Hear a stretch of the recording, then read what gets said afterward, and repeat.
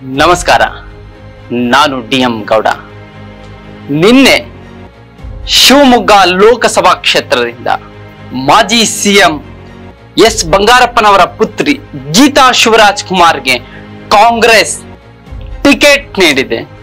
ಈ ಮೂಲಕ ಶಿವಮೊಗ್ಗ ಲೋಕಸಭಾ ಕ್ಷೇತ್ರದಲ್ಲಿ ಮಾಜಿ ಸಿಎಂ ಮಕ್ಕಳ ಮಧ್ಯೆ ಬಹುದೊಡ್ಡ ಲೋಕ ಕಣ ನಡೆಯಲಿದೆ. ಲೋಕ ಅಖಾಡದಲ್ಲಿ ಬಹುದೊಡ್ಡ ಸ್ಪರ್ಧೆ ನಡೆಯಲಿದೆ. ಹೌದು, ಶಿವಮೊಗ್ಗ ಲೋಕಸಭಾ ಕ್ಷೇತ್ರದ ಹಾಲಿ ಸಂಸದ ಬಿ.ವೈ. ರಾಘವೇಂದ್ರ ಅವರು ಬಿಜೆಪಿ ಅಭ್ಯರ್ಥಿಯಾಗಿ ಸ್ಪರ್ಧೆ ಮಾಡುವುದು ಬಹುತೇಕ ನಿಶ್ಚಿತ. ಕಾಂಗ್ರೆಸ್ನ ಉರಿಯಾಳು ಆಗಿ ಮಾಜಿ ಮುಖ್ಯಮಂತ್ರಿ ಎಸ್ ಬಂಗಾರಪ್ಪನವರ ಪುತ್ರಿ ಚಲನಚಿತ್ರ ನಟ ಡಾಕ್ಟರ್ ಶಿವರಾಜ್ ಕುಮಾರ್ ಅವರ ಪತ್ನಿ ಗೀತಾ ಶಿವರಾಜ್ ಕುಮಾರ್ ಕಾಂಗ್ರೆಸ್ ತನ್ನ ಟಿಕೆಟ್ ಅನ್ನು ಘೋಷಿಸಿದೆ. 2014ರಲ್ಲಿ ಬಿ.ಎಸ್. ಯಡಿಯೂರಪ್ಪನವರ ವಿರುದ್ಧ ಜೆಡಿಎಸ್ ಅಭ್ಯರ್ಥಿಯಾಗಿ ಸ್ಪರ್ಧಿಸಿದಂತ ಗೀತಾ ಶಿವರಾಜ್ ಕುಮಾರ್ ಕಾಂಗ್ರೆಸ್ ಜೆಡಿಎಸ್ ಇಬ್ಬರು ಅಭ್ಯರ್ಥಿಗಳ ನಡುವೆ ಜಾತ್ಯತೀತ ಮತಗಳು ವಿಭಜನೆಯಾಗಿ ಮಾಜಿ ಮುಖ್ಯಮಂತ್ರಿ ಬಿ.ಎಸ್. ಯಡಿಯೂರಪ್ಪನವರ ಗೆಲುವಿಗೆ ದಾರಿಯಾಗಿತ್ತು. ಆದರೆ ಈ ಬಾರಿ ಆ ರೀತಿಯ ಪರಿಸ್ಥಿತಿ ಶಿವಮೊಗ್ಗ ಲೋಕ ಕಣದಲ್ಲಿ ಕಾಣುತ್ತಿಲ್ಲ. ತೀರ್ಥಹಳ್ಳಿಯಲ್ಲಿ ಅರಗ ಜ್ಞಾನೇಂದ್ರ ಬಿಜೆಪಿ ಶಾಸಕರಿದ್ದಾರೆ. ಶಿವಮೊಗ್ಗ ನಗರದಲ್ಲಿ ಬಿಜೆಪಿ ಶಾಸಕ ಚನ್ನಬಸಪ್ಪನವರಿದ್ದಾರೆ. ಶಿಕಾರಿಪುರದಲ್ಲಿ ಬಿಜೆಪಿ ಶಾಸಕ ಬಿಜೆಪಿ ರಾಜ್ಯಾಧ್ಯಕ್ಷ ಬಿ.ವೈ. ವಿಜಯೇಂದ್ರ ಇದ್ದಾರೆ. ಭದ್ರಾವತಿಯಲ್ಲಿ ಕಾಂಗ್ರೆಸ್ನ ಬಿ.ಕೆ. ಸಂಗಮೇಶ್ವರ ಶಾಸಕರಾಗಿದ್ದಾರೆ. ಶಿವಮೊಗ್ಗ ಗ್ರಾಮೀಣದಿಂದ ಜೆಡಿಎಸ್ ನಿಂದ ಶಾಸಕಿಯಾಗಿ ಶಾರದಾ ಪ್ರಿಯಾ ನಾಯ್ಕ ಆಯ್ಕೆಯಾಗಿದ್ದಾರೆ. ಸಾಗರದಿಂದ ಬೇಳೂರು ಗೋಪಾಲಕೃಷ್ಣ ಕಾಂಗ್ರೆಸ್ನಿಂದ ಶಾಸಕರಾಗಿ ಆಯ್ಕೆಯಾಗಿದ್ದಾರೆ. ಸೊರಬದಿಂದ ಹಾಲಿ ಸಚಿವ ಮಧು ಬಂಗಾರಪ್ಪ ಕಾಂಗ್ರೆಸ್ನಿಂದ ಶಾಸಕರಾಗಿ ಆಯ್ಕೆಯಾಗಿದ್ದಾರೆ. ಇಲ್ಲಿ 3 ಕಾಂಗ್ರೆಸ್ ಶಾಸಕರಿದ್ರೆ 4 ಜನ ಬಿಜೆಪಿ ಶಾಸಕರು, 1 ಜೆಡಿಎಸ್ ಶಾಸಕರಿದ್ದಾರೆ. ಹಾಗಾದ್ರೆ 8 ವಿಧಾನಸಭಾ ಕ್ಷೇತ್ರ ವ್ಯಾಪ್ತಿಯಲ್ಲಿ ಕಾಂಗ್ರೆಸ್ ಮತ್ತು ಬಿಜೆಪಿ ಬಹುದೊಡ್ಡ ನೇರ ತುರುಸಿನ ಸ್ಪರ್ಧೆ ಈ ಬಾರಿ ನಡೆಯಲಿದೆ. ಜಿಲ್ಲಾ ಉಸ್ತುವಾರಿ ಸಚಿವ ಮಧು ಬಂಗಾರಪ್ಪ ಅಕ್ಕ ಗೀತಾ ಶಿವರಾಜ್ ಕುಮಾರ್ ಅವರನ್ನು ಗೆಲ್ಲಿಸಲೇಬೇಕೆಂದೇಳಿ ಇಡೀ ಶಿವಮೊಗ್ಗ ಲೋಕಸಭಾ ಕ್ಷೇತ್ರ ವ್ಯಾಪ್ತಿಯಲ್ಲಿ ಸಂಚರಿಸ್ತಾ ಇದ್ದಾರೆ. ಪಕ್ಷದ ಪಂಚ ಗ್ಯಾರಂಟಿಗಳ ಬಗ್ಗೆ ನುಡಿದಂತೆ ನಡೆದಿದ್ದೇವೆ, ನಮ್ಮದು ಕೊಟ್ಟ ಮಾತನ್ನು ಉಳಿಸಿಕೊಳ್ಳುವ ಸರ್ಕಾರ, ಮೋದಿಯಂತೆ ಜುಮ್ಲಾ ಸರ್ಕಾರ ಅಲ್ಲ ಎನ್ನುವ ಮಾತುಗಳನ್ನು ಅವಕಾಶ ಸಿಕ್ಕಾಗಲೆಲ್ಲ ಮಾತಿನ ಮೂಲಕ ಬಿಜೆಪಿಯನ್ನು ಇರಿಯುತ್ತಿದ್ದಾರೆ.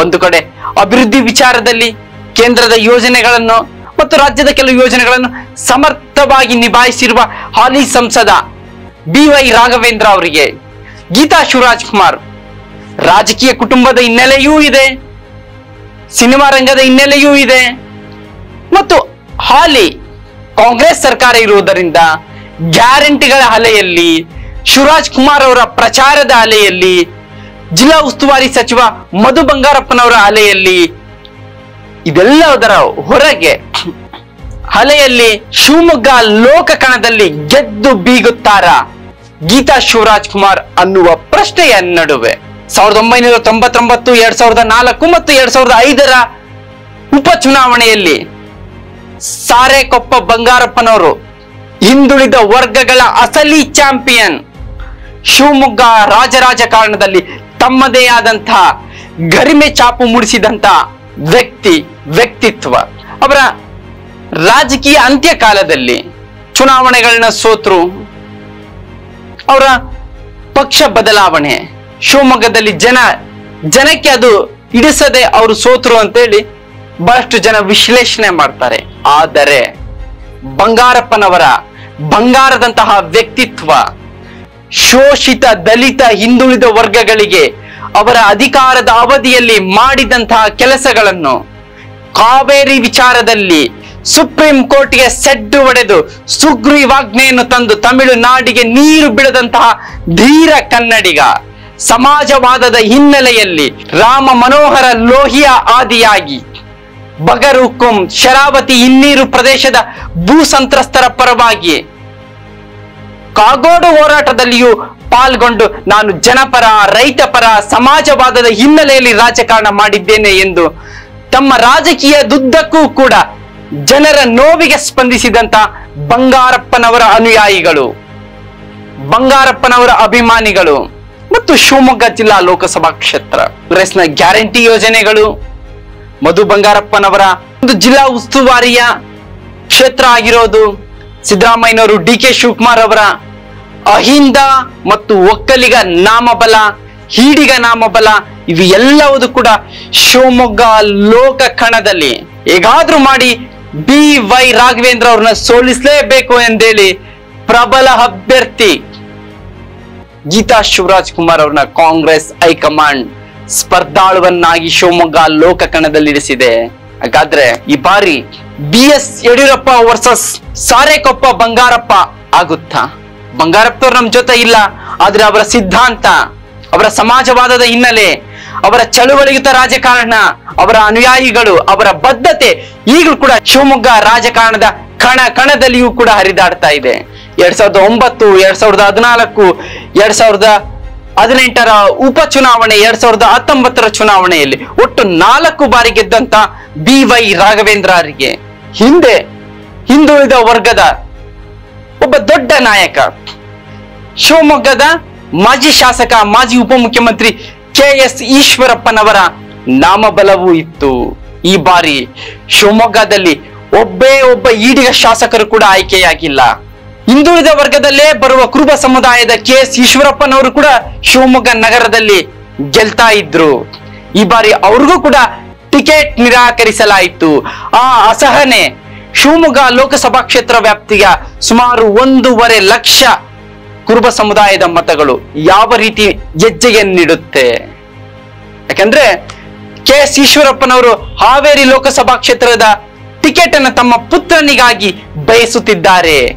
ಹೈಕಮಾಂಡ್ ಮುಂದೆ ಬೇಡುತ್ತಿದ್ದಾರೆ, ನನ್ನ ತ್ಯಾಗಕ್ಕೆ ಒಂದು ಫಲ ಕೊಡಿ ಅಂತ ಹೇಳಿ. ಆ ತ್ಯಾಗಕ್ಕೆ ಫಲ ಸಿಗುತ್ತಾ?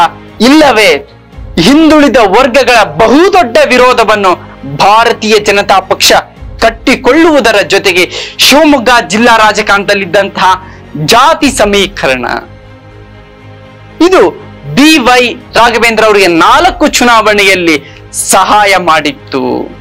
ಆದರೆ 2024ರ ಲೋಕ ಕಣದಲ್ಲಿ ಈ ಜಾತಿ ಸಮೀಕರಣ ಎಲ್ಲೋ ಒಂದು ಕಡೆ ತಪ್ಪಿದೆ. ಈಶ್ವರಪ್ಪನವರು ಶಿವಮೊಗ್ಗ ರಾಜಕಾರಣದಿಂದ ನಿರ್ಗಮಿಸಿದ ನಂತರ ಈಡಿಗ ಸಮುದಾಯದ ಯಾವುದೇ ಶಾಸಕರು ಆಯ್ಕೆಯಾಗದ ಹಿನ್ನೆಲೆಯಲ್ಲಿ BY ರಾಘವೇಂದ್ರ ಅವರಿಗೆ 2024ರ ಲೋಕ ಕಣ ಮತ್ತಷ್ಟು ಕಠಿಣವಾಗಲಿದೆಯಾ? ಅವರು ಎಷ್ಟೇ ಅಭಿವೃದ್ಧಿ ಕೆಲಸ ಮಾಡಿರಬಹುದು, ಆದರೆ ಚುನಾವಣೆಗೆ ಕೆಲವು ಗಂಟೆಗಳಲ್ಲಿ ನಡೆಯತಕ್ಕಂತಹ ರಾಜಕೀಯ ಮೇಲಾಟಗಳಲ್ಲಿ ರಾಘವೇಂದ್ರ ಅವರು ಕುಸಿದು ಬೀಳುತ್ತಾರ? ಆ ಮೂಲಕ BY ವಿಜಯೇಂದ್ರ ಅವರ ನಾಯಕತ್ವಕ್ಕೆ ಶಿವಮೊಗ್ಗದಿಂದಲೇ ಬಹುದೊಡ್ಡ ಹಿನ್ನಡೆ ಶುರುವಾಗುತ್ತಾ ಅನ್ನುವ ಪ್ರಶ್ನೆ ರಾಜ್ಯ ರಾಜಕಾರಣದಲ್ಲಿ ನಡೀತಾ ಇದೆ. ಹಾಗಾದ್ರೆ ಮಾಜಿ ಮುಖ್ಯಮಂತ್ರಿ ಮಕ್ಕಳ ಮಧ್ಯೆ ನಡೀತಕ್ಕಂತ ಈ ಬಹುದೊಡ್ಡ ಲೋಕ ಹಂಗಾಮ, ಲೋಕ ಹಂಗಾಮ ರಾಷ್ಟ್ರ ಮತ್ತು ರಾಜ್ಯದ ಗಮನ ಸೆಳೆಯುತ್ತಾ? ಈ ಬಗ್ಗೆ ನಿಮ್ಮ ಅಭಿಪ್ರಾಯವೇನು?